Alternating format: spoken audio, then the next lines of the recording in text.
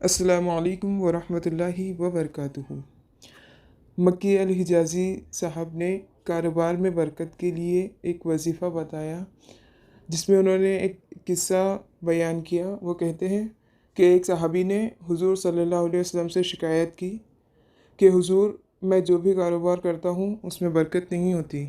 आप सल्लल्लाहु अलैहि वसल्लम ने कहा, कोई मुश्किल बात नहीं है। जब भी तुम दुकान खोलो, दुकान में जाओ या घर में जाओ या घर के कमरे को खोलो, तो बिस्मिल्लाहि वस्सलातु वस्सलाम अला रसूलिल्लाहि सल्लल्लाहु अलैहि वसल्लम और कुल हु अल्लाहु अहद, ये सूरत एक दफ़ा पढ़ लिया करो। तो सहाबी कहते हैं कि अल्लाह ने मेरे रिस्क में ऐसी बरकतें डाली कि मैं मिट्टी को हाथ लगाता था और वो सोना बन जाता था। तो भाइयों, रिस्क तो मिल सकता है, मगर तुम ना लेना चाहो तो तुम्हारी मर्ज़ी।